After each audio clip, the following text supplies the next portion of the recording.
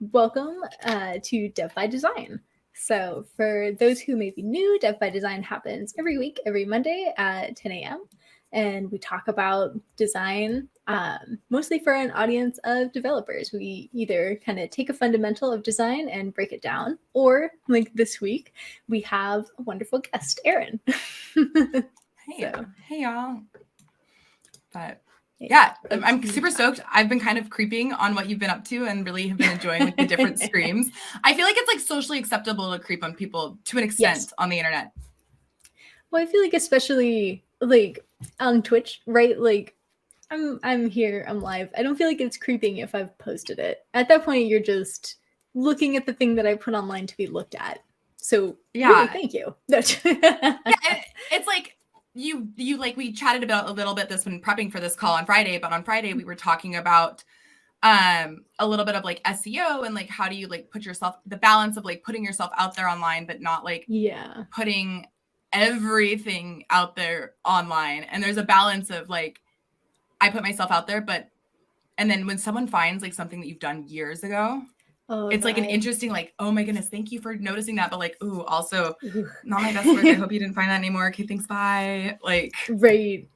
Oh no, I had that happen once. I started a job and someone was like, oh, I watched that talk you did 5 years ago on whatever. And I was like, oh, thank you. Also, I would like to be swallowed up by the earth right now. Thank you. Like, yeah. There's a few pieces that I'm just like, I don't do that no, that's not me. No, yeah, and it's hard because it's like you're proud of it when you did it. It's something that's definitely like I'm not ashamed of it per se, but also like it doesn't feel like your best work anymore. You're like, oh, I'm doing this now, or I've gotten so much better, or like, don't judge me based on that, please. Yeah. Well, and especially like if for many of us who have pivoted careers, right? Like I have things that I've done in like a totally like journalistic realm, or I was a designer first out of college, which is like very different. But like I'm looking at my design work from now and I want to vomit. I'm like, why did you think that you wanted to be a designer? Like that's not what you got into. And like, very different. And then I did like my undergraduate, I studied a lot of protest art. So it's like, oh, you stumbled upon this like very protest art, punk rock part of me, which is great and not denying it. But like, that's a very politicized punk rocky part of me, which is very different than what I'm doing now. Which is actually a really good segue because we kind of just jumped into it and didn't actually do an introduction. So if we could maybe like take a step back, and can you talk a little bit about who you are, what you do, what you are doing now, what you hope people find when they Google you? The stuff that I hope comes up when I Google on the Google machine. So I'm Erin. I currently am a senior community advocate at Orbit. I'm doing a lot of like their community work, bridging community and product development there. Kind of being like, I always say like the first line of feedback for everybody, and getting to really be an advocate for our users and what they're up to. Outside of Orbit, I do have a couple side projects that we talk about. So I am a adjunct faculty professor at NYU teaching media product development. And then I do comedy as well. So, and I think like, especially in conversations like this, it's really important to bring your whole self and disclose all the different areas that you do work on, because that's part of why I got into this whole topic in the first place, and have maybe strong thoughts, maybe slightly contentious thoughts in this area. Strong feels. That's good. We love strong feelings. We love contentious thoughts. We love to get people sounding off in the comments. So bring all of it. I want to hear every hot take.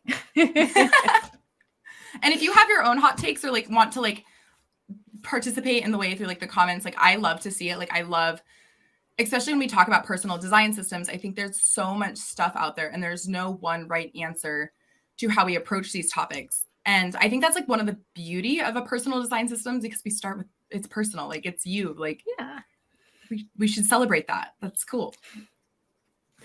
So just to start at the very beginning, for folks that are not familiar at all with the idea of design systems, who might be coming from like a very computer sciences side of things, how would you define that and then take it a step further into creating what is a personal design system?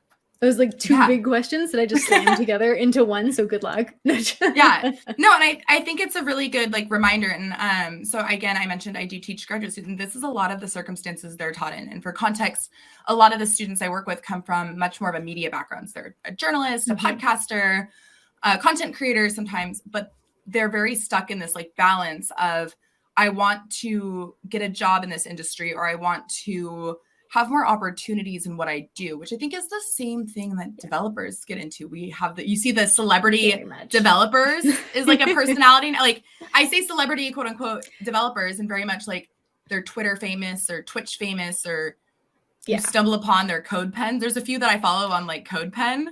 And like, it's a really cool industry and I love that. But I often see the question of like, do I have to do that to be successful in what I do? Or do I have to be the person who's giving a talk to be successful in my industry? And I think the question is very much like yes and no. Like I don't have a hard yes or a hard no.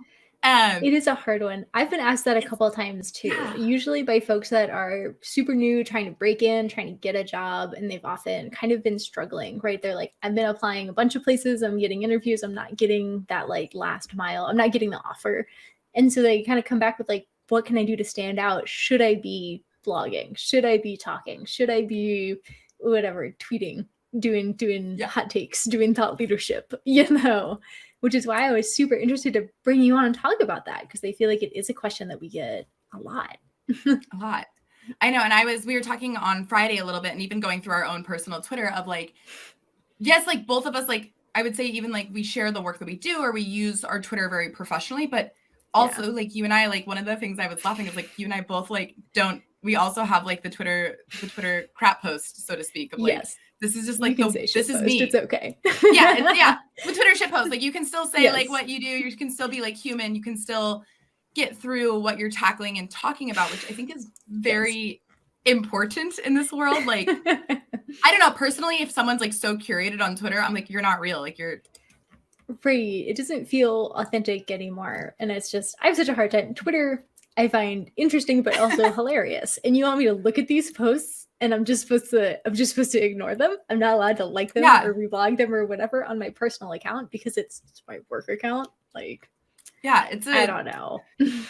And so like that personal design system, I kind of consider is a way to like, much like you'd have a style guide at work, you'd have a style guide for yourself of like, where am I? Who am I talking to?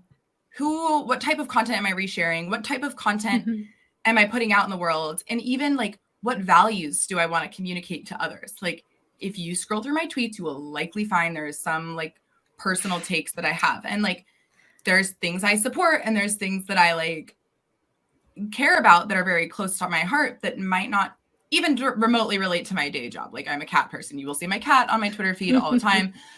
My day job has nothing to do with cats. It's okay. I'm just a cat person.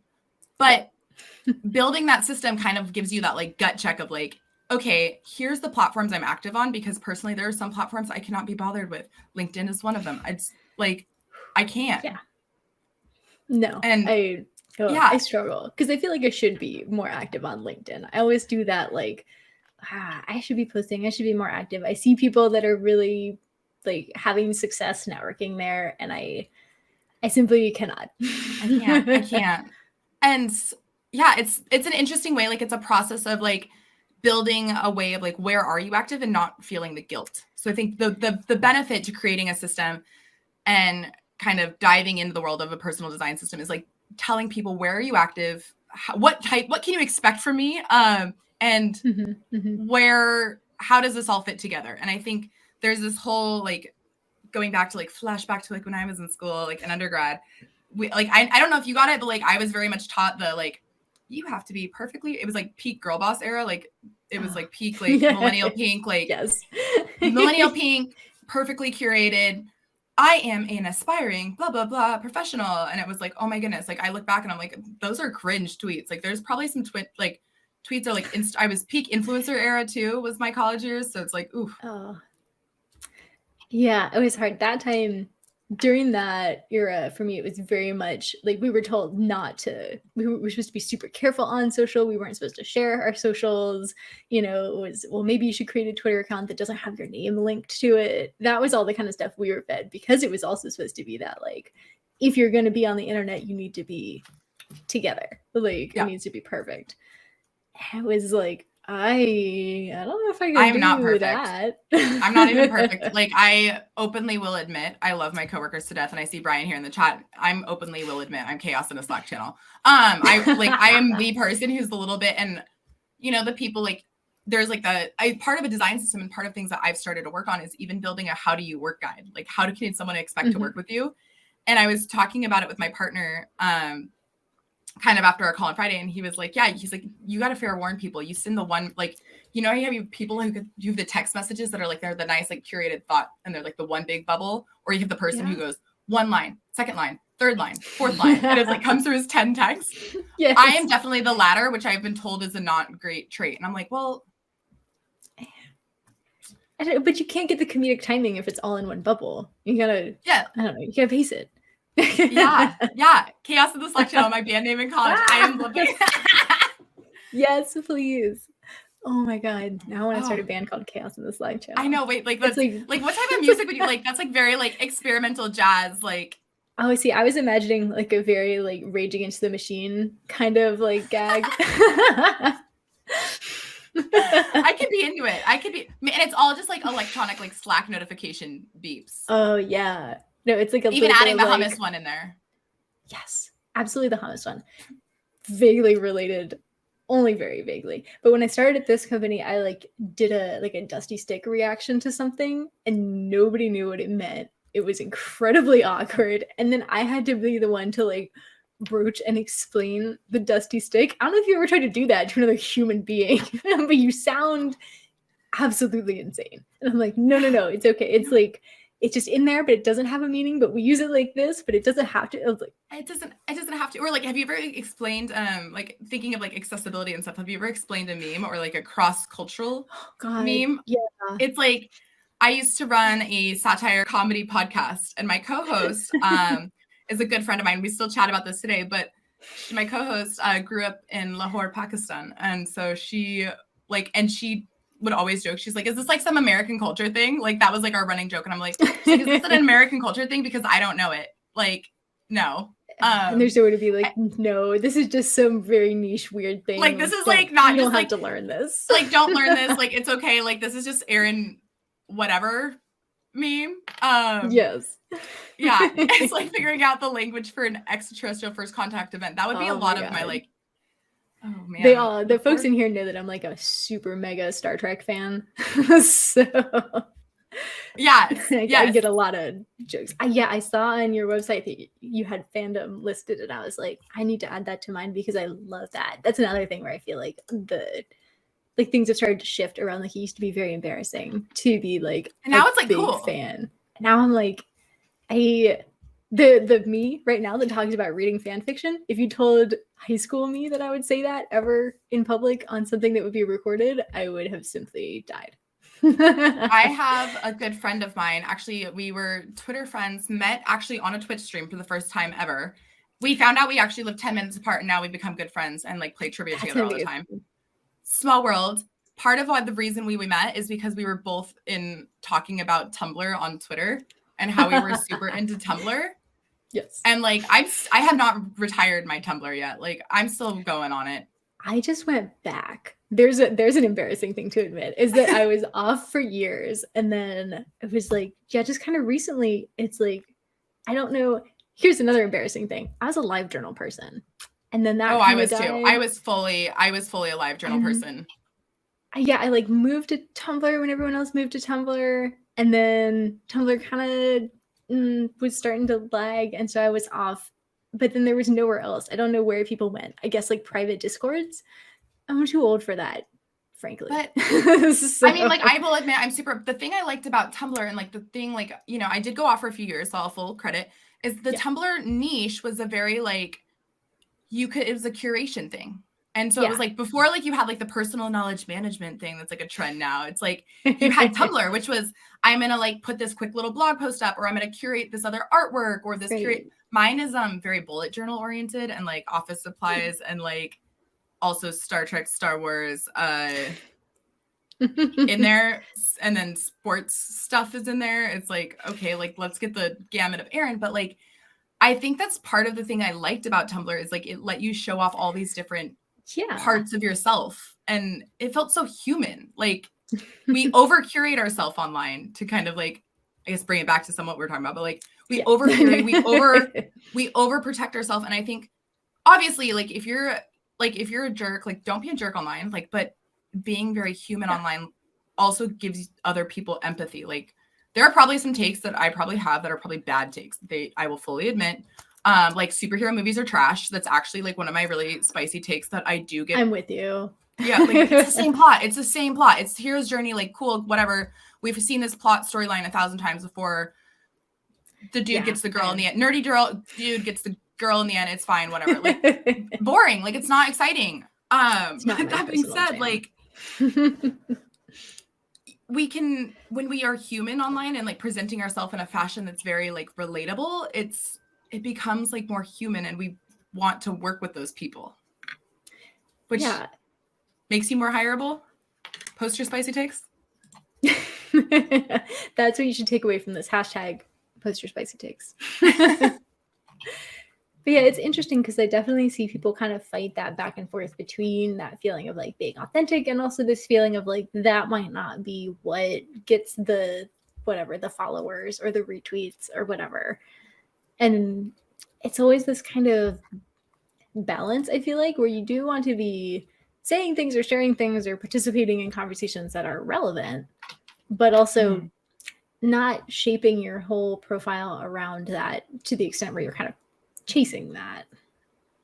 Yeah. And I think so. I built a workbook, and I'll drop it in. I think I just sent it in to you right now, and if you want to share in the chat. But I built a workbook previously, and that whole workbook is open. So if anybody wants to copy it or share it, whatever, have a great time. Wow, beautiful link, Erin. Did not copy the pretty one, but whatever. That link will take you to the full like workbook of everything. But one of the things is like, I really wanted to double down, and this is a workbook I've taught off of previously, but it's like, pick your buckets. What are the buckets you care about? Like for me, I know I have my day job, which is likely in product and community thinking. I have my, side project of teaching, which is very education oriented. It's very, teaching as I go. It's very kind of et cetera. And then I have this whole comedy bucket that doesn't really tie in, but because it's me, it does tie in. Like, and you have to remember that personal becomes the important part, and it becomes the most important part because it is you. Like you're only going to get one Erin, and you're hiring me for me. Like and I think that goes for anybody as well. Like there are people that we've built relationships with because of who they are and what they're interested in. Like I can think of a friend right now. She's very into the gaming world and really interested in like a huge advocate for women and not men and not gender conforming people in games. And I love that. And like, that's just an added bonus. Like not only do I get to work with her brilliant brain and how much she's a content creator or a community builder, but I also get to see her values shine through. I mean, if you're stuck with me, like you also get my terrible jokes during your event. Like that's kind of just what you're getting. That's what you signed up for. Yeah. That's what you signed up for. Like too bad. Like, but I think the downside and the plus side, or downside and plus side, is it's like, that goes for better or worse. Like you also see the ick of someone like, wow, I noticed that they were really into this like really gross, icky, hateful thing. Like they bully kitten blogs or something on the internet. I don't really know. It's like a mild. There's a hot take. Yeah. There's a spicy take, but it kind of all goes behind this idea of, we used to be like what you touched on earlier is like, we used to be so shameful of this, but now it's like, we have to take ourselves seriously to some extent, because if you aren't going to take yourself seriously, then no one else is. Right. So for people that are looking to totally start, and you shared this workbook, which is fantastic. Honestly, it was one of the first things, like when we first started talking and hadn't even talked in person yet, you sent this over and I was like, this rules. She's got to come on.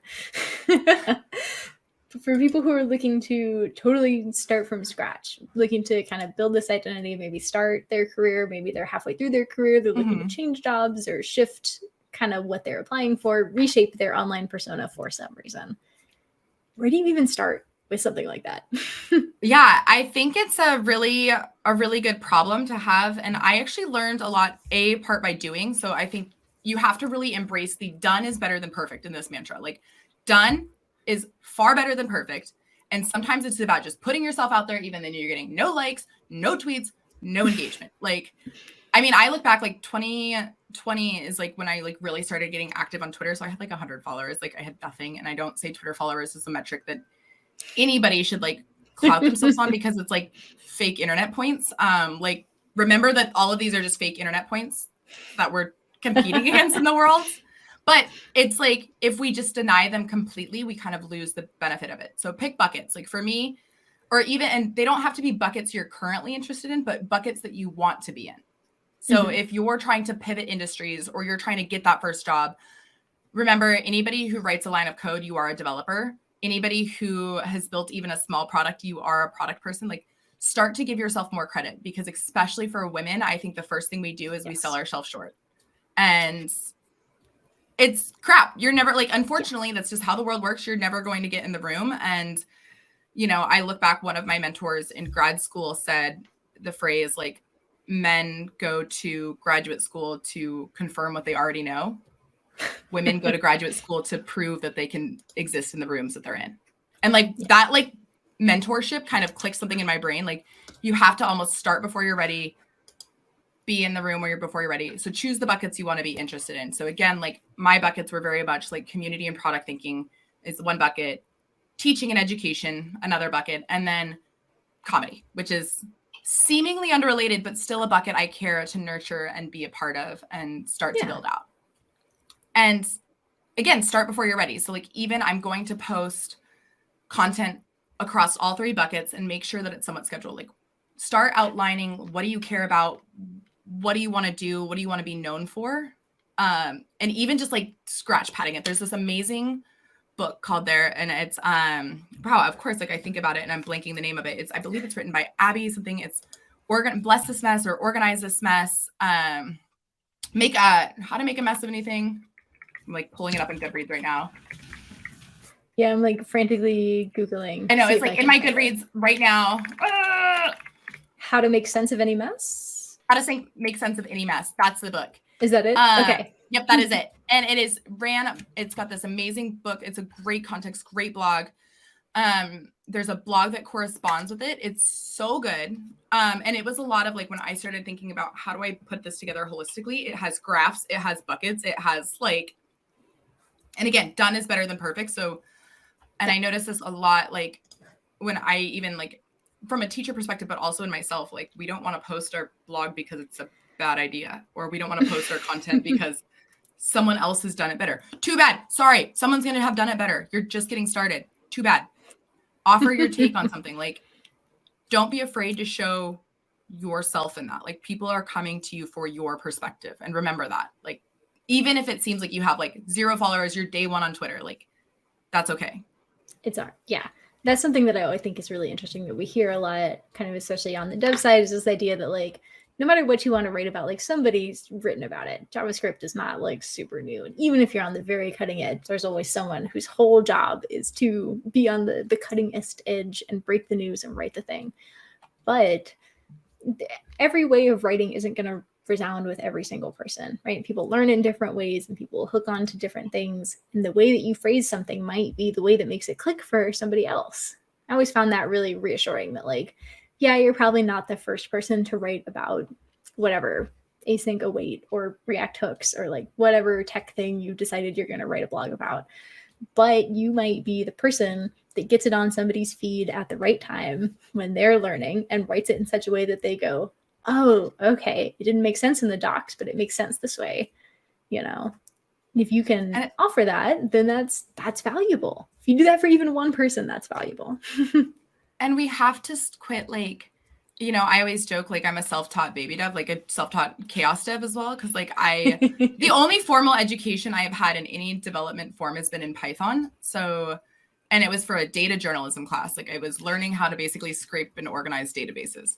And so I like will do some weird funky things to just like 97% of my stuff I write in Glitch first. Like I'll be honest, like that's where it starts. And sometimes it never makes it out of Glitch, and that's okay. And for me, even now in my career, like I was meeting with a career coach a few weeks ago, and she was like, why are you negating the fact that you still are writing code? Like you're writing scripts, Erin, like you're still a developer. Like, yeah, your title is not developer and you may not work on a development team, but like you built things, like you're writing scripts, like you still are doing it. And it's like very easy for us to discredit ourselves because of our title or because of where we're currently at versus where we're going.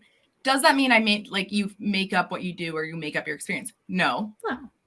But you can get around it. Like, don't sell yourself short. I think it's something we all do to some extent. Yeah. And I think, as you pointed out, that's something that women especially are very likely to do.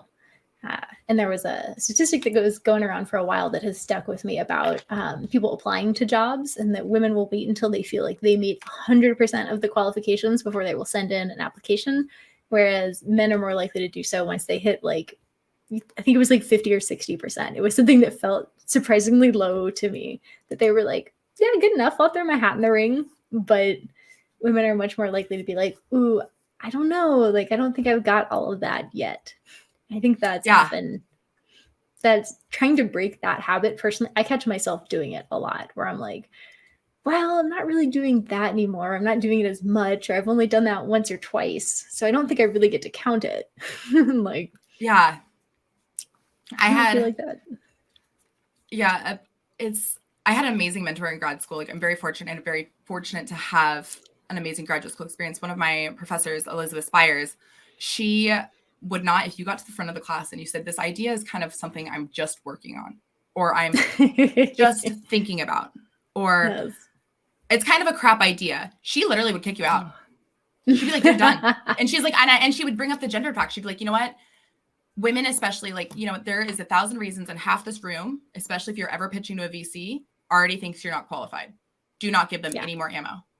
And one thing, like I started to think about this further and like even noticing it. So we have a group, one of the micro communities that I'm in, if we're going to talk about like this like overlap. And like, I think everybody has that like group chat that they go to when they're like, oh I'm about to do something scary. I need the group chat. I think women are especially like prone to this, not to gender this, but like something to hype you up, a little reassurance. We have you need a little like pep talk. We have one that's called trash confidence. It's literally what we call the group. And it's literally like the garbage emoji, fire emoji, and then it's confidence. But it's like anytime we do something scary, we'll practice our pitch via voice notes to each other in this group chat. So we can edit out the we can edit out the likes, we can edit out like and it's a way of like anytime that we catch, and it's just a small, probably 15 people, 15 women, all working in male dominated industries. And we all cross paths in graduate school together. And it's our way of like staying sane in this little tiny group chat. That's a micro way of doing that. But I think kind of tying it back, like we have to start thinking these little adding a like, or I don't know, but what if we tried? All the qualifiers that slip in. Yep. Just is the one I'm working on. Like, it's just a little idea I've been tossing around. I'm like, why does just like, it is an idea I'm tossing around. I came up with that idea. I am smart. Like the one. Yeah. I fight the, I think, or I believe, or I think it might. And like, if you're genuinely expressing an opinion, then yeah, absolutely. I think, but when you're stating something that you know is true, I will still always preface it with like, well, I think we actually don't need that, or I think we actually know XYZ. It's like, no, we know that. That's we do know that. We could point it. We can put it in. Prove that. Put the thing in. Just do it. Right. Yeah. But I even start to think about, and I wrote about it, kind of looking at it from like the design systems from a community perspective of like, what are the micro interactions that we talk about? Like, what are the members that we put in our circles? Like, if you're starting to think about building your own system, what are the individual members that go into that system? Like, what are the people you hold close to? And there's the whole saying of like, you might be someone's cup of tea, but you can be everybody's cup of tea, but you're not everybody's. I'd rather be one person's shot of whiskey than everybody's cup of tea. Wow. Took me a while to get to that analogy. You got there though. You found it. We got there. We found it. We navigated. But like, I would rather, and there's this whole opinion, like, again, I studied art for a period of time, and people want strong emotions. So it's like having a painting that is meh is far worse than having a painting that everybody goes, that is the worst painting I've ever seen in my life. Because you're going to remember that worst painting. But you're not going to remember the things that you ran past in the museum going, meh. Yeah. No, I think also that confidence is a huge part of design as well. And you talked a little bit about the idea of like pitching and whatever, and adding those qualifiers. And that was one of the things that was so important. At least I remember my professor trying to drill that out of us when I was in school. It's like, if you are pitching, if you are putting your design out there, you have to be confident in it. And it's not, well, here are 3 and this one's okay. And, you know, I like this one a little bit. And what do you think? Pick one that's really strong and you present it. It's like, you know, it's the right answer because you worked on it. You designed it. You did the research. You did the process. You went through the whole thing. Pick the one that you think is the best answer and pitch it like it's the answer. And if you, I think that carries over not just personally, but with this kind of design system idea as well, that if you are positioning yourself in a certain way, and if you feel confident about it and it's what you want, then you got to pitch it like it's the answer. You got to position yourself like you have the answer. You got to own it. Just own it. Yeah. Just own yourself. And I think so many people, and there's been, I mean, geez, countless TV shows even about this, like portraying this, like, what is work-life balance? And like, what do we think about? Like, how do we break our, and it's like, yes, is there parts of me that work people probably will not see? Yeah, there's fully. That's okay. There's things like, they know I do comedy. They don't get Erin as a comic up at work all the time. There are boundaries I do set. And I think that's important when you have a personal system, is understand what, like, yes, bring your whole self to work, but you don't need to bring absolutely everything about your whole self to work.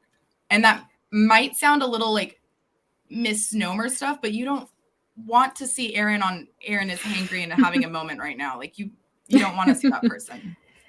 No, it's really interesting you bring that up, because I was having a conversation with my friend Logan a few months ago actually about this idea of bringing your whole self to work. It was something that I really kind of grappled with when I moved into dev advocacy and was doing this and being on Twitch all the time. And people were following me for not just like Kathryn shit posting, but like possibly actual work things.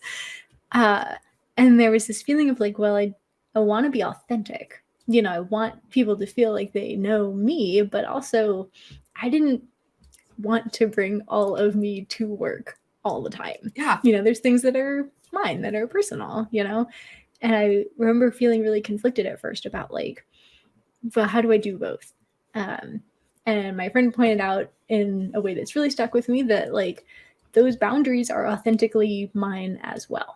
And when you set those boundaries and you stick to them, you are in fact actually being the most authentic version of yourself, because you are sticking with what you need and what you want, and you're presenting the you that you're like proud of, I guess. Like, it's the best way of being true to yourself is to find what you need and then honor those boundaries. I love that. I'm like, oh, like I love it. It's like the best way of true to me. I'm like, I really like, I'm like over here like, oh, that's such a beautiful way of putting it, because I have never thought of it in that context. Like, I will definitely, there's people, I've had friends that we joke that like, I have friends that were at my IRL super small wedding ceremony that I met on Twitter.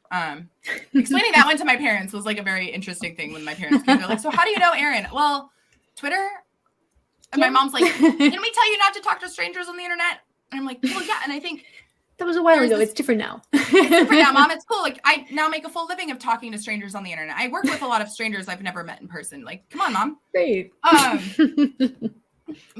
that all being said is like, you also, there is a, like, I always say, especially if I'm disclosing something to someone who I met originally online of, hey, this is something that I don't put online. Or I always go, I keep this off the Twitter sphere. It's kind of like a semi-joking of like, I'm going through this right now and I'm giving you context because you're someone I trust and you're someone I care about. And this is a one-on-one intimate thing, or a small group intimate thing. But I don't put this online because I don't care. Like, sorry, my husband and I actually have a family blog that's the two of us. And it's mostly because we don't want to use Facebook, and we send out photos and emails to it, but it's like, you have to be invited to our email list. Right. So it's like, there's some things that it's like, oh, you want to see our cat pictures? Great. They're public. Go on our family blog, see our cat pictures.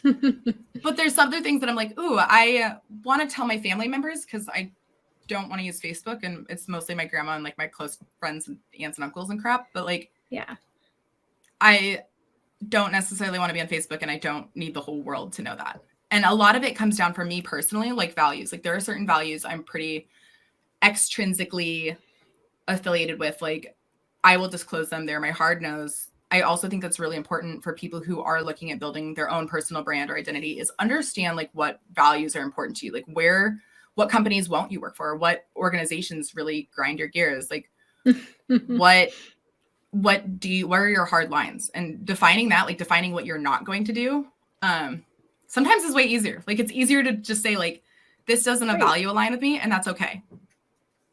And then being explicit about it. And so I think that's we don't do that one enough. I think we're too quick to offend people. We're worried about being offended to people. It's hard to say no. Like it's just, yeah. So I feel that. Great comment in the chat. Know a lot of people on the internet, but I've never seen their legs. Weird world. And then, hey, Fuel, glad you're here. Go ahead. Sorry. I was going to say, I'm like, I never thought about all the different folks that I have not seen their legs. There's like the running Instagram joke of no free toe pics.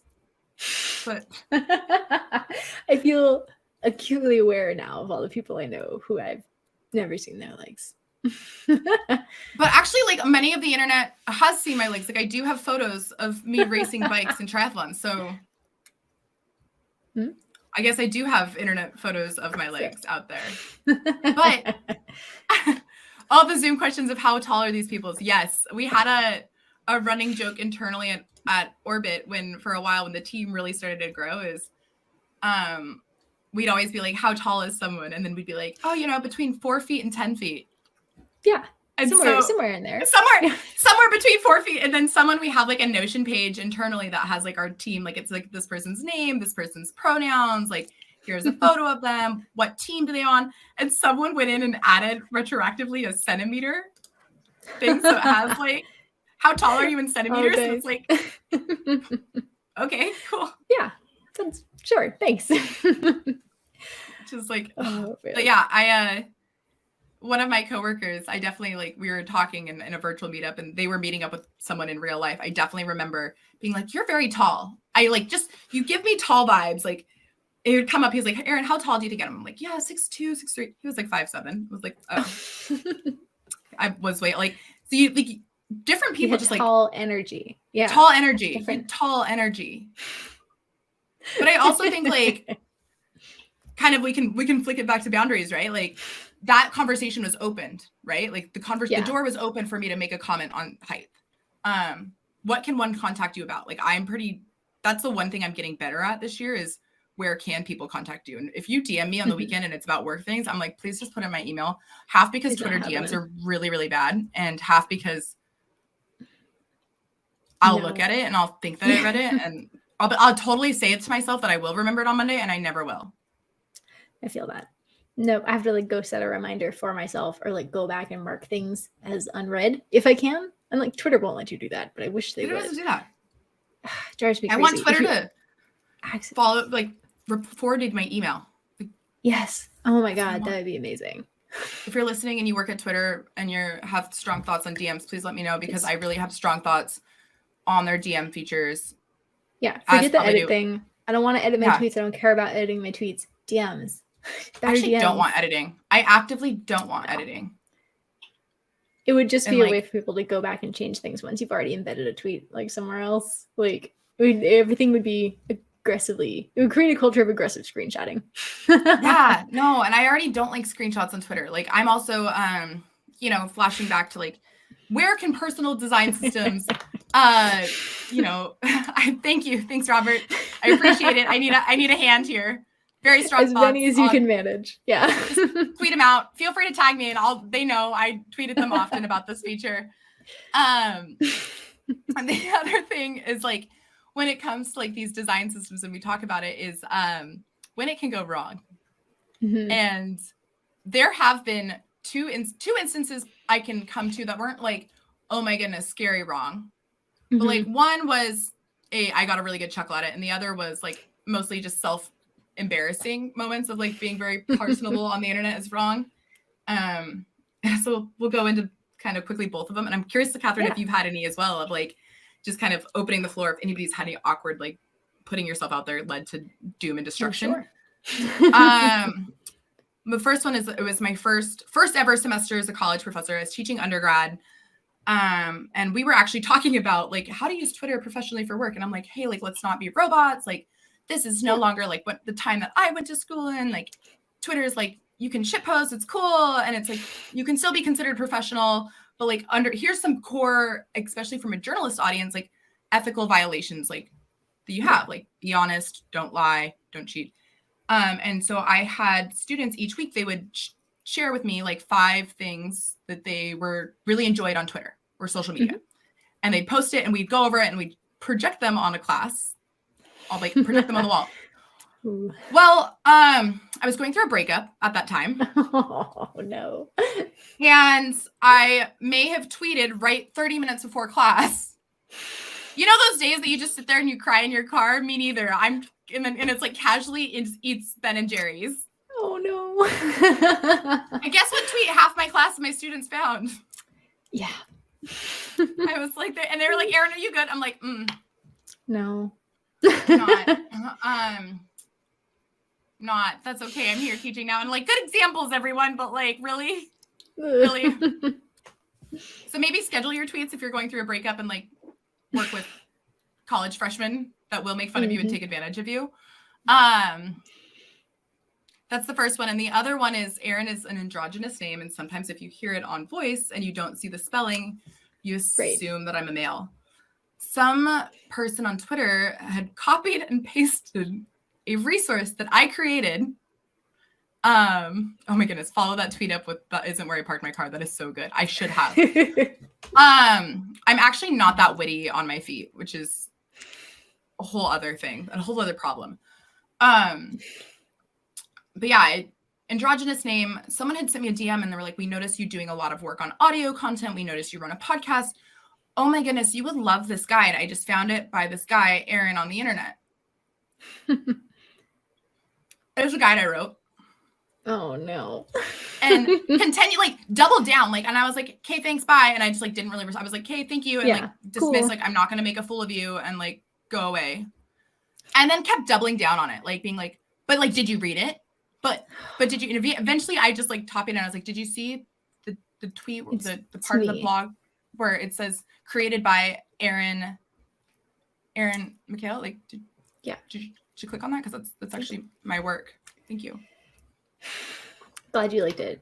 But yeah. Yeah, glad you liked it. And like also thank you for really drilling that one into me. I'm glad that it resonated with you. But yeah, also lighten up. Don't keep DMing people once they don't respond. Yeah. Oh, man. Don't. Oof. Okay, thanks. Like I thought you would pick it a hint by okay, thanks. If I don't respond further than that, like. Yeah. Oh my God. I had one of those on LinkedIn the other day that was really weird. Where it wasn't a recruiter, it was some guy like doing a startup thing.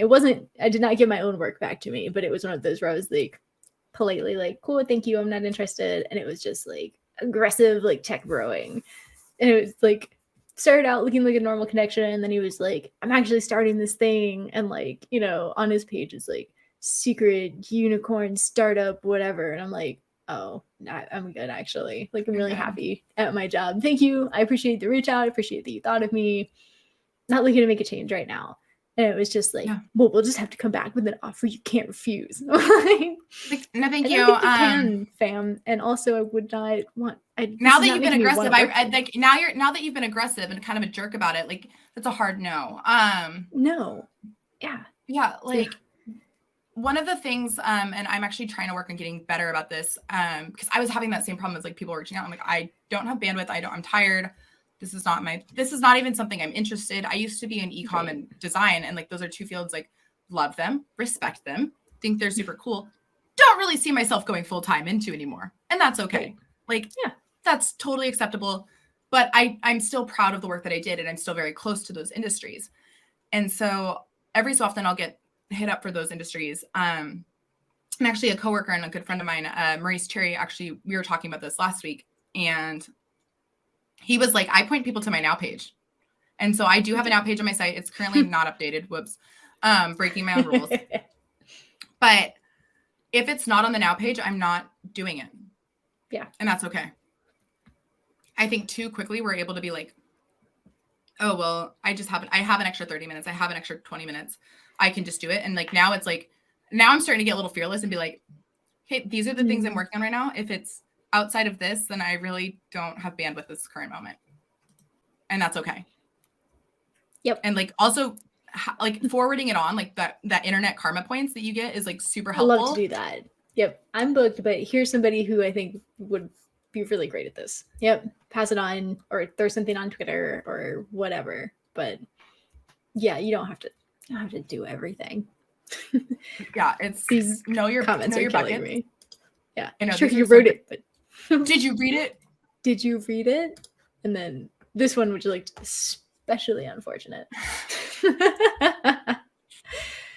Oh, it's interesting now. So I've taught undergraduate and graduate students, and like I love both. And if either of my students like see this, like I love you all. But there's a different vibe in the graduate students that I work with versus undergrad. Mm-hmm. And like I love it because like undergrad, you're like, I still have to like maintain this like, blah. And graduate students, like most of them are about half the class is older than me. And like I'm like, and it's almost this like really deep dive exploration into like, whoa, let's all learn from each other. And like, this is awesome. Like, this is super cool. And I'm always like equally fascinated. I'm like, please tell me about what you did for 30 years before this. And I'm like, this is amazing. But I also makes me really optimistic about the future of education and like where we're headed. You gotta stop. You're making me want to go to grad school. I mean, I am very fortunate. I had a very fortunate, like, I'm very excited about the graduate program I went to, but I also will be the first one to say academia is not for everybody, but yeah. Insert conflicted feels here. All right, but it's been really interesting. Yeah. Oh, no. Go ahead. Sorry. I think it's just been really interesting to like watch the evolution of everything. Yes.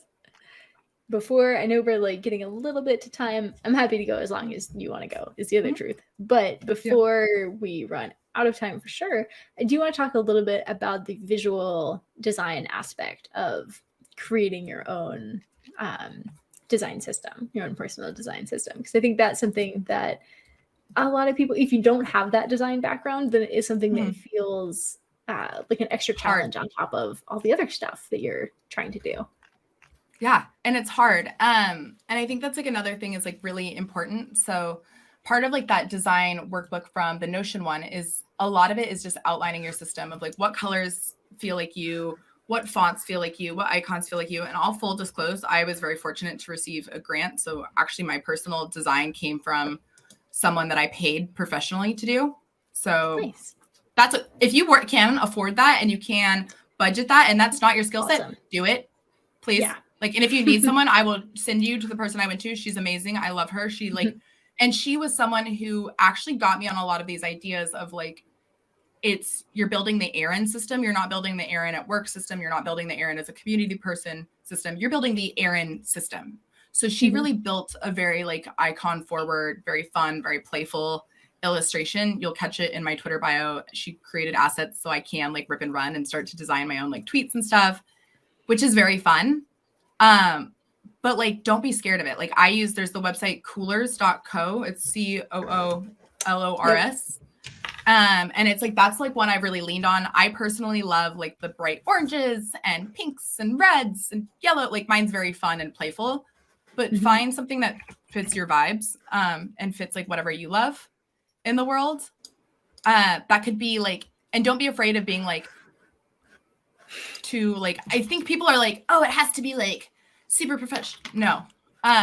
The other challenge is, can you describe yourself in a sentence? Or can you describe what you're obsessed with in one sentence? That is and hard. I think that's a big challenge that people have. I go back and forth a lot of the time on it and like finally like narrowed it down in many ways. Like, I think that's a very important thing. So my personal one says, I'm currently working to facilitate better connections online and off. I'm interested in how we communicate, educate, and elevate others. So it allows me to kind of tap into all three buckets. I can explore that in one way. So those one sentence like miracle tricks work very well. If you can't do that, then we got some other problems. Like you probably need to go back to the drawing board or focus in. And that's not to say like you're doing a bad job, but more of a make it clear for others of where you stand. And that can make it easier to get hired and everything. The other one is kind of basic accessibility. Like make sure that you're using a font that's Google accessible. Don't put images or like don't put text in an image. That's hard to read. Make sure one sentence is like, if you can get down to that one sentence thing is really great. So yeah, currently reading. I love. Yeah. We've just created a group of geeks here. I love really what's happening. It's okay. They just want to come hang out and then drop like Star Trek jokes and D&D jokes in the chat, and I'm 100% for it. And I will literally never stop anyone from doing that. So when it's Switch D&D, because I'm here for this, like let's all get this going. I am a rogue. We do have Orbit D&D right now. And I love for real? I also am a bit of a like again chaos and Slack, chaos and D&D a little bit. Like you gotta play a little fun. You gotta keep people on your toes. It's gonna be a little chaotic neutral. Is a big deal. That's where I like to hang. Yeah. No, we do actually. We've been doing a Friday. We've been calling it like Sci-Fi Friday or Fantasy Friday, where we just kind of alternate. And because we would do this every time we would get on Twitch, me and whoever, other people, other coworkers at Progress, other guests, it inevitably devolves into talking about geek stuff. And so they were like, if we give you an actual block for you to get on, and you just talk about it then, can you focus? And I was like, yes, but also no. Like, I'll take the block, and also I will not stop. So now in addition to all of the geekery that we get into in normal conversations, we also have like an hour on Friday. Well, let me know. I'm happy to come join and have the fun. Genuinely, yes. BoardGameGeek.com was one of my earliest things, and my earliest one of my earliest community experiences, I always joke of like, everybody has like, oh, were you an IRC? Were you a forum? Like, where were your early online experiences coming from? Geocaching.com. I'm in a 15 plus year member, man. Like, that's amazing. Like geocaching. And like, they have an app now, which makes me feel like very conflicted because like 14-year-old me who wanted a new GPS finder for like Christmas or her birthday or whatever does not have the same satisfaction of like going to an app. I'm like, there's something about putting the coordinates in this like brick machine. I don't even, do they make pure GPS machines anymore? Oh my Is it a machine? God. Is it a device? I don't even know. I can't even remember the last time. It's an app now. I have seen one. Yeah, it's just on everybody's phone. Yeah. I can't remember the last time I saw like a TomTom or something, right? Like yeah. But like embrace these things, like embrace this part of you on the internet. And whether like I even have like the communities that you're in can also relate to your personal design system. So how do you participate online? Like personally, I can't be bothered to go on Facebook. I'll openly admit it. LinkedIn, I know I should check more than I do. I just don't like it. But Twitter, I'm on more than enough. I'm on Discord more than I should be. I love a good forum. A good forum is great. Feels classic. Feels right. Feels classic. Yeah. Like I've been really getting back into like posting and more like getting over like my developer imposter syndrome and posting more on developer maker channels and stuff. So that's been exciting. I was pretty active on MakerPad for a period of time. So like very much like that no code, low code, like, but embrace all those little like different nuances of it all, which I think is important. I really like the idea of kind of curating where you're present and focusing where you're present, because I think that's also something that we like hear a lot, is this idea that you have to be everywhere. Like you have to be blogging, and you have to be tweeting all the time, and you have to, be making YouTube videos, and you have to be posting whatever little Instagram PowerPoint slideshow things, and whatever else, and you're on Facebook, and you're on everywhere. No. And it's just not possible, right? Like you don't have enough hours in the day. You would have to hire someone to maintain all of those different places. So I really like the idea of being like, these are the places in the communities that are important to me. These are the places where I find value and where I enjoy being. And I'm going to focus my time and my energy on creating community there. I think that makes all the sense in the world. Yeah. And there's a second link I dropped over in the chat with you that goes over like if you're starting a community from scratch, like what does a community design system look like? And so a lot of it is like, why are you together? Like what are you doing? And yeah, it can seem like a lot of work, and I will be the first to admit it sounds like a lot when we're spending an hour talking about it right now, which is like that sounds like a lot of work, but the intention is like it actually in some ways isn't. Like choosing your buckets. I feel like it's one of those things that kind of like pure design systems, there's a little bit of upfront work, but then in the long run, you've actually reduced work for yourself because you don't have to redo everything all the time. You can keep coming back and being like, does this align with the system that I've set? Either, visually or morally or, from a goals perspective. Oh, and being on socials all the time. No, impossible. Just impossible. Just done. And like whatever new one is out there, I learned there's another like one coming out about like that you only have like minutes or something to be involved in or something, and I was like, I'm already lost. Is this what happened? There's one that like you have to take a picture like within the next like 2 minutes, and if you don't take the picture, you can't involve in the social network, and it's like supposed to be about like you're not showcasing the curated moments, you're showcasing the like where you're at right now. And I was like, I saw that it was like a groupies or so. It was like selfies, but with lots of people. I think I saw that where it was like someone takes a picture and then it sends it out to everyone. Everyone has to send a picture back within X minutes. I was already overwhelmed. I was like, I have notifications off on my phone, so that's not a good social network for me because I'm already chaos. Like I do all my social networking. I'm like, 15. Here's my 30 minutes scheduled of being online time. And then I'm like muting notifications. Yep. That sounds stressful. I'm with you on that. That's immensely stressful. No. Yeah. No, I also have mine. I had to turn off notifications. I don't have it off all the time because I'm not that strong. I need to get there. But I do have like a work profile. And at least like from 9 to 5, it's like, nope, I need to focus. I need to check. Oh, yeah. I can't be constantly being like, someone sent you a TikTok. Someone liked your thing. So it's like, it's overwhelming. No, yeah. No thanks. No thanks. No, I am here for I do use like the reclaim.ai like calendar scheduler, and you can set, so I do have just because I am in a community facing role, I am managing community efforts. Like I'm working with that. I just set 3 time chunks. So I'm like, here's my morning chunk to like do community things and be active on social. Here's my midday chunk. Here's my evening chunk. Like this is how my calendar is chunked. And it's like a scheduled sprint of being on the internet. Is cool. Of like, it's like, but then I turn my notifications off for all the time that is not those 3 sprints. Yeah. Nope. And treating certain things as asynchronous mediums. Like I have in my email signature, it says like, hey, love, it says something along the lines of like, this email is like, if it comes to you beyond working hours, it's okay. You don't need to respond to me. Don't sweat. I saw that. I really liked that in yours. I'm trying to like go pull up one of your emails now because I saw it and was like, that's good. Yeah, it was like my working hours might not be your working hours, I think is what. Yeah. I loved it. Yeah. I fully stole that from someone else. So like, I don't know who I stole. It's just somewhere on Reddit, and I was like, I'm stealing this because it's so good.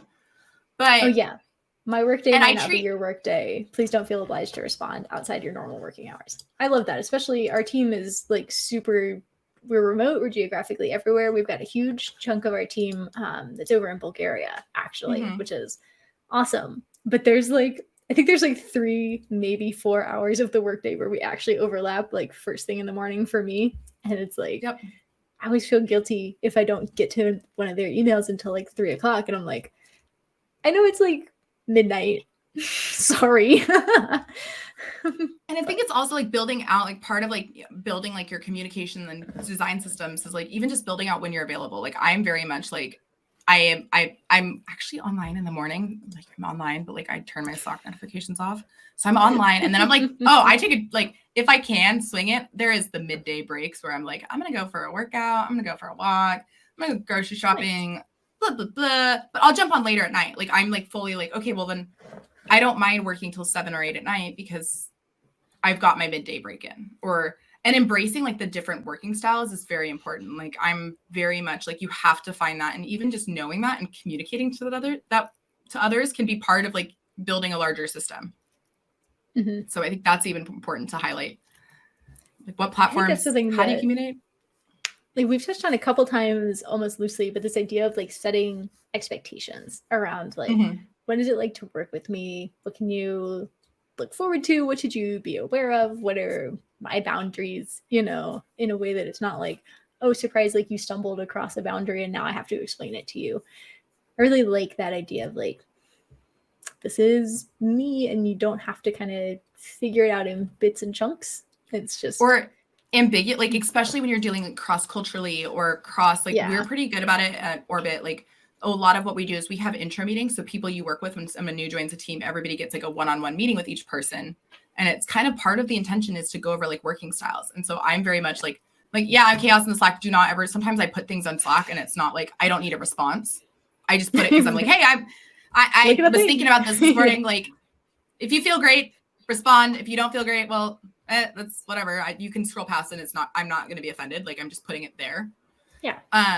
Other ones I always do the, like, I'm a really direct person. I don't mean harm. I don't mean foul. Like, you can totally, as my husband puts, I'm all bark, no bite.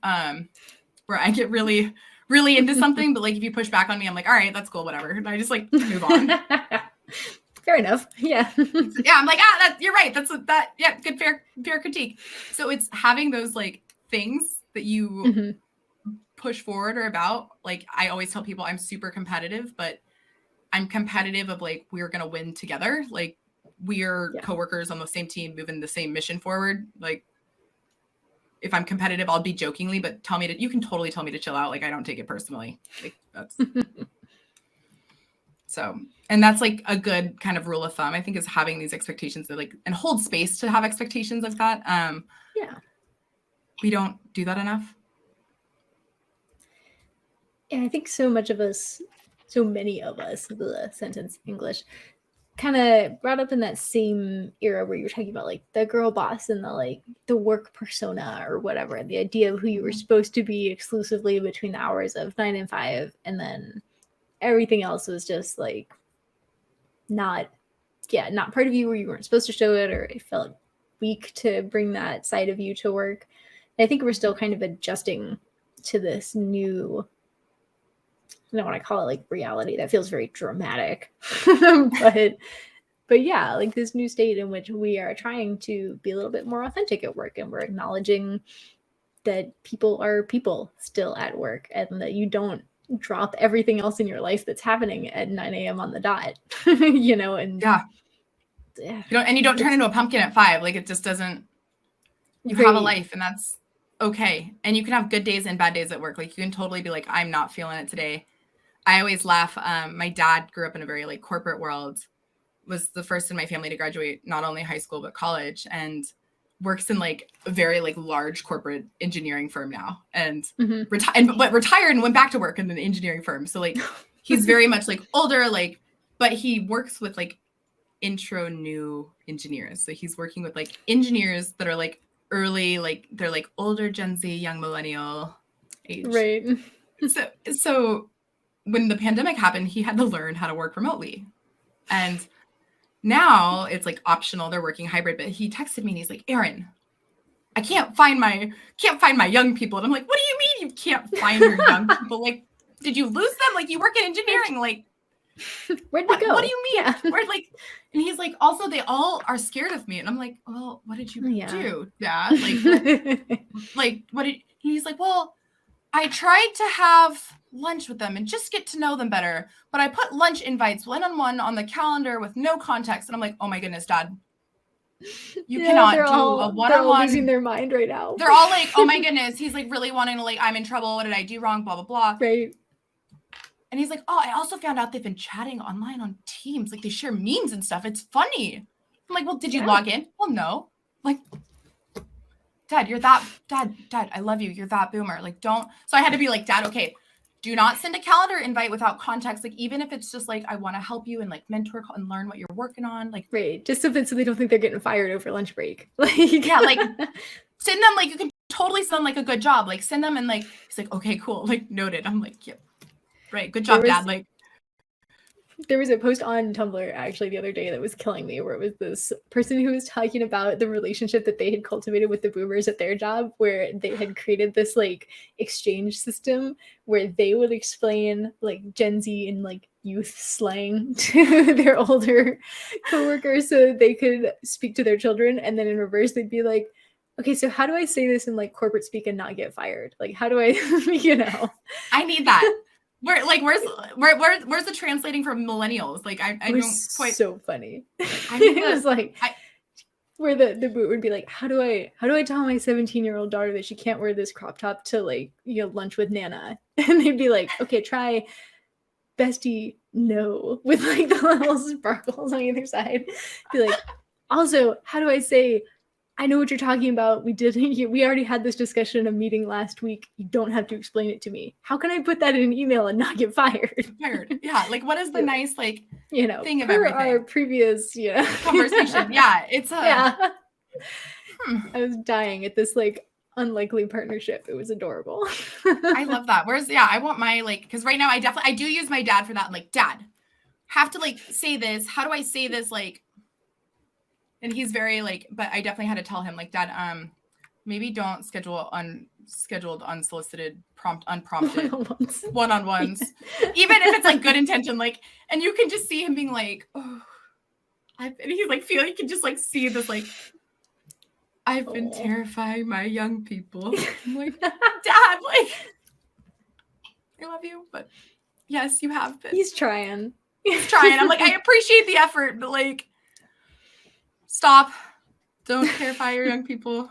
We did teach him also Wordle and Nerdle. That was the other thing, the big good Lord learning. So he's on brand for that. So, but absolutely. But definitely had to be like, Dad, I found them all. They're all just chatting online. I'm like, yes, they've been here the whole time. Welcome to the world, Dad. I love the idea that it's not that they had like created their own chat even, but they were in teams. Yeah. I was expecting there to be like a separate, like a WhatsApp group or some kind of like, iMessage, whatever, that he wasn't privy to. They were just legit in the company communication software. But he was only checking his like 3 channels that he worried about. He was not checking the social ones because he was like, I don't want to burden them with the social things. I'm like, you're not burdening them. That's the part they want to do. The rest of it feels like a burden. Yeah, like the rest of it feels like, yeah, Dad, like, when you normally would take people out for lunch, like, and instead of terrifying them, they're just sending memes on the social channels. Like, yeah. That's incredible. I love that. So, I guess if you're bridging generational gaps, have explanations of why you're doing. Right. Over-explain. I think that's like a good life lesson generally. Truly. Over-communicate. Even if it feels a little bit silly in the moment. And you can always throw in a like, hey, stop me if you know X. Like, yeah. I feel like that's my crutch. I say that too much, where I'm like, I'm going to explain this and you can just stop me at any point. Just be like, yeah, I'm good. I know this. Or explicit, like if I'm putting something like a public channel that just like, if I know I've been talking, sometimes I'll like recap a convo, like, hey, so-and-so and I had a conversation, and I'll put it in like a team channel, and I'll be like, hey, just for over transparency and explicitness, so-and-so and I were talking about this. Here's the cliff notes. If you have really questions, like, let me know. If not, like, it's just here, whatever. I also reuse even if you were present for the original conversation, like, I can't always find whatever email that lived in or the Slack conversation that we had 2 months ago. Like, I remember it, but it's gone. It's in the digital ether now. If someone wants to recap it and like create a new jumping off point, perfect. Thank you. Now I don't have to fight Outlook email search, which is for some reason terrible. I think emails like to me are an asynchronous medium, and they should stay that way. Like if it's urgent, ping me on Slack. We have enough other communications now. Like exactly, you know how to get a hold of me. The other one that I think is really interesting is like emoji reacts, because Slack doesn't have like I don't know if Team has like. Yes. I'm always like, if you've read this and like I need a response, but I don't need someone to like be like, yeah, I got it, Erin. Right. I'll be like, if you've read this, one I sent out last week was, if you've read this, put whatever emoji would best represent you, or you would want to represent you in an emoji dance battle. Ooh. I'm like, if you've read this, here's very niche specific reaction I want you to do. And then it's like, you get some humor. Right. Favorite fruit is another one I've used. No, I'm still thinking about the dance party. Like, what would I choose? I feel like it would have to be Party Parrot. That's an obvious choice. Yeah, I feel like Party Parrot, we have like the Doge dog that's like doing this with sunglasses, which is a good one. Yeah. I think I did choose, it was a cluster day, so I chose the dog on fire where it's like everything's fine emoji, and we have it animated in our team Slack. And I was like, but you'd win the dance battle because you'd burn the whole world down. It's outside the box. I like it. It's inventive. So that's yes, done. Yeah, insert. Drop your emojis in the chat, fam. Yeah. Like, what emojis would you use in a dance battle? I think that's like important. Like, it's an important good question. Yeah. Implicit, like, how do you feel about everything? Okay, jumping off that. Yeah. One of the things that's so interesting to me is the like cultural understanding of emojis that is so different generationally. How do you overcome that? Because I was reading a whole thing about how Gen Z sees the basic smiley as passive aggressive now. I learned that this weekend. One of my friends was literally like in our like friend group chat was like, apparently you're not supposed to use smiling with teeth. I'm like, what? Who said this? No. And they're like, the Gen Zs at my work yelled at me. And they're like, you can't use smileys with teeth. And I'm like, oh my goodness, this is it. I'm old. Like this is it. I know. I don't know. But actually, weird thing, we did, one of our ops person actually wrote an emoji guide we have an emoji guide and an acronym guide in our work communications channel. That's fantastic. Which is like, here's common like acronyms, like AFK is away from keyboard. Yeah. Or like very much like, here's emojis we use. Like the little waving hand is like, yo, I need a hand with this. Like the fire emoji. It's on fire. Do it now. World's burning down. Go do it. But yeah, and I feel you, Robert, with we can't use smileys with teeth. I'm not signed up to those newsletters either, or I'm apparently left out of the Gen Z group chat of what's cool and what's not. No, my sister is only 4 years younger than me. It's not even really a generational age gap. I'm just an old millennial and she's a young millennial. And constantly I do not understand what is happening. She will send me all the time now, and I don't know if it's just her or if this is another thing I'm missing out on. She uses the cowboy emoji constantly with the little cowboy hat. Why? I use that, but I think it's funny because I'm just using it because I'm from Idaho, and I'm like, yeehaw, like. No. And so I use it because it's like the funny Erin from Idaho, yeehaw, let's get going. Like, both from coastal Virginia, and it is not a yeehaw moment for her, so I don't know what's happening. Yeah, but I also use the boots emojis, and I'm like, because it's like I'm gonna rural America myself right now. I grew up in rural America. My dad grew up on a farm. My mom grew up like very rural America too. But the boot emojis is like, let's get this shit into action because you have your shit kicker boots. Yeah, I can see that. But like, it's very like, let's move in. Yeah, like in little spurs. I'm like, but I also put that context in there. Right. Because you have to. How do you use yeet wrong? Robert, I'm so curious. You need to give us an example of how you're using yeet. Because I say yeet, but it's like very in the like, you gotta yeet them out of here. Right. It's like, it's like throwing something. Yeah. It's like. Yeah. I don't know. Now I'm trying to explain yeet. Yeet is, but like maybe that's a good thing that you should add to your contextual style guide. Like, what other things? I'm trying to think of like what's the weird ones that I say that I'm like other people might be like, huh, that makes no sense. Like, I don't know. Yeah, evidently the dusty stick emoji is the one that I need to add to mine. Yeah. I'm a big fan. Like I'm going through my most recent like used emojis in the work chat right now. I'm like, what ones do I use at work? I'm like pulling up my most recent now. Yeah, mine are really boring. I use the eyes a lot. Like I use the eyes a lot. Like I use the eyes all the time as like a shady like like what was that? Yeah. Or the flat eye emoji, like the flat mouth emoji. Oh yeah. I don't use that one a lot, but and I would understand that. I use the grimace a lot with the like all the teeth, the like nervous teeth. Yeah, that's another one. Or the new one that they did add to like the latest iOS is the smiling with one tear. Yes. So it's like I do use that one because that it's like one emotionally. It is like cries. Yeah. Cries and anxiety. It feels very much like the equivalent of the like this is fine dog. Yeah. Like yeah. Oh, a long time ago, I had emojis made on Twitch, and I missed them when not on Twitch. Don't try to make fetch happen. Fetch isn't going to happen. It's not gonna happen. Yeah, that is weird. Also, when you're like in a Slack group that has a bunch of custom emoji, or a Discord group that has a bunch of custom emoji, and then you go somewhere else and they're not there. I do that all the time. Where I'm like, oh, great, that's not here. I feel like I've been stifled. I use the trophy emoji a lot. Personally, I'm like scrolling through. I'm like, I do use but that's like winning. Like you got it. Boop. Or here's all I will put to my friends of like, you won that. I don't think I've ever used the trophy emoji in my whole life. Like, it's a good one. It's a like, because then you can be like, you can use it both sarcastically and not sarcastically. So like sarcastically, you can be like, oh, did you want a trophy for that? And then you like send the trophy emoji. Nice. Or you can be like, oh my goodness, you're number one. Like that was the best thing ever. Like in sincerity.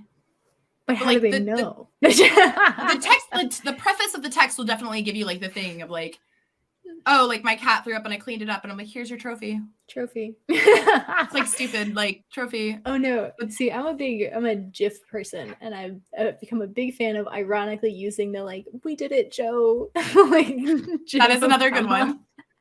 I do like that one.